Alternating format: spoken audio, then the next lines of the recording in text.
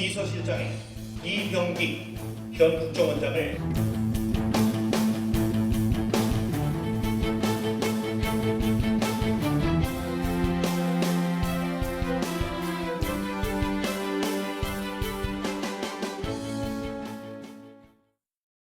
박근혜 대통령께서는 대통령 비서실장에 이병기 현 국정원장을 발탁하셨습니다.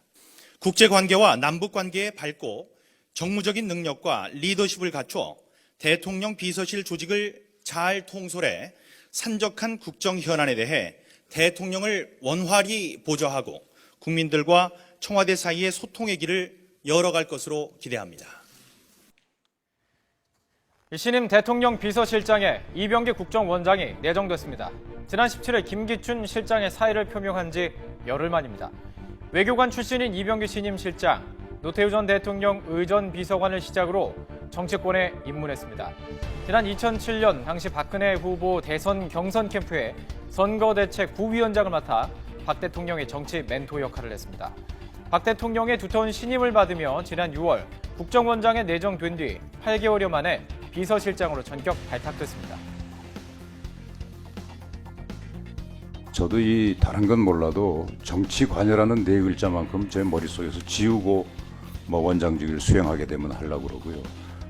더 좀 심하게 말씀드리면은 가슴 한구석에 사표 써들고 다니겠습니다. 지켜봐 주시고요. 남다른 각오로 임할 그런 생각을 가지고 있습니다.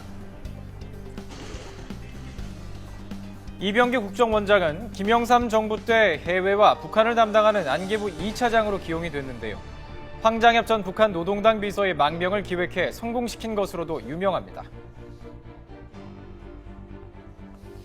예전에 앞서 말씀드린 대로 황장엽 선생 왔을 때부터 다시 북한 문제를 만졌던, 즉 이 안기부 2차장으로 사실은 북한 문제를 만졌던 이병기 당시 안기부 차장, 그리고 현재 국정원장을 갖다가 비서실장으로 썼을 때는 박 대통령 올해가 보면 이른바 분단 해방 70년, 분단 70년 아닙니까? 네. 대통령 입장에서는 뭔가 여기에서 큰 어떤 남북한 간에 뭔가 좀 변화를 갖다 추구하려 될 거예요. 일단 국내 문제는 일단은 이완구 총리에게 좀 맡겨놓고 대통령 프로젝트로서의 어떤 남북 문제, 남북 극적인 변화 이런 것을 갖다가 비서실장이 그리바해, 비서실장이 주도하에 좀 추진하려는 그런 의도가 깔린 것이 아닌가.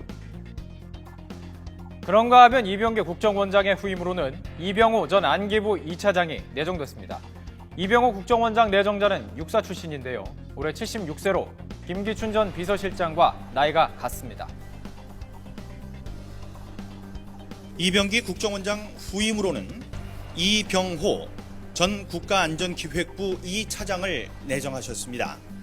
이병호 국정원장 내정자는 26년간 국가정보원에서 국제국장과 2차장 등 요직을 두루 거쳐 관련 경험과 전문성이 풍부하고 주미공사, 주 말레이시아 대사 등을 역임해 국제관계에도 정통한 분입니다.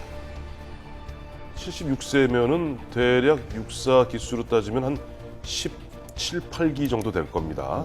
17, 8기 될 거고, 그러니까 그 이후에 지금 김관진 실장보다도 더 훨씬 위겠는데요. 훨씬이죠. 훨씬이죠. 김기춘 실장하고 연배가 비슷하시네요.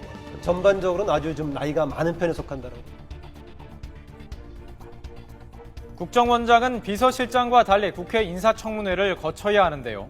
이병호 후보자는 현직을 떠난 지 오래된 데다 안기부 재직 시절 부품 공작에 연루된 것으로 알려져 청문회 과정에서 난항이 예상됩니다.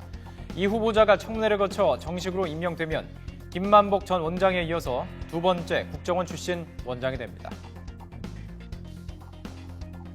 지금 당장 그렇다고 또 국정원이 얼마나 중요합니까? 예, 국정원 중요하니까 국정원에서 잔뼈를 굵혀갖고 그야말로 국정원을 속속들이 잘하는, 어떻게 보면 이 안기부 2차장을 했다는 것은 김영삼 정부도 그 전에 노태우 정부 시절에 보수적 색채가 좀 강한 이런 어떤 이병호 안기부 전 2차장을 갖다가 이번에 국정원장으로 쓰고. 이병기 비서실장 내정자와 이병호 국정원장 내정자 모두 과거 노태우, 김영삼 전 대통령 시기 남북 간 대화가 해빙기를 맞았을 당시의 경험과 노하우를 습득한 인물입니다. 따라서 올해 3년 차를 맞은 박 대통령이 대북 관계에서 구체적인 성과를 낼 수 있을지 주목됩니다. 국정원과 또 내부의 대북 정책을 군 출신이 주도했다면 이번에는 이제 국정원 출신이 주도하는 이제 그런 분위기로 좀 갈 수 있다고 보입니다. 박근혜 대통령 3년차에 할 수 있는 것이 공공부문 개혁 빼놓고는 사실상 대북 관계 빼놓고는 없을 것이다. 현 정부 들어 네 번째 홍보수석에는 SBS 보도국장과 기획본부장 출신인 김성우 사회문화특보가 발탁됐습니다. 김 내정자는 30년 경력의 언론인 출신으로 지난 23일 사회문화특보로 발탁이 됐지만 이번 인사에서 홍보수석으로 자리를 옮겼습니다. 당에서 뭐 그런 얘기 간혹 나왔죠. 보면 아. 청와대 되고 좀 홍보가 좀 기능이 좀 약한 것 같다. 홍보 예. 뭐 하느냐. 김무성 대표가 그랬었죠. 김무성 대표가 좀 질타를 하고 그랬었는데 그런 부분에서 그랬는지 모르겠습니다만 사실 뭐 예기치 않았던 윤두현 수석이 지금 보니까 저 김성우 수석으로 좀 교체가 됐어요. 네. 그리고 저분이 이제 유명한 게 뭐냐, 저분보다 10여 년 위인데 김성익, 그러니까 전두환 대통령의 옆에 연설 기록 비서관이 있습니다. 아, 예, 예. 김성익 씨의 실제입니다. 친동생인데 나이 차이가 12년인가 차이가 나요. 신설된 대통령 정무특보에는 주호영, 김재원, 윤상현 새누리당 의원이 임명됐습니다. 김재원 의원은 재선 의원으로 이완구 주호영 원내지도부 시절 원내수석부 대표를 지냈습니다. 청와대 복심으로 평가받는 전통 친박 계열이고요. 윤상현 의원 역시 친박계 재선 의원으로 원내수석부 대표와 사무총장을 지냈습니다.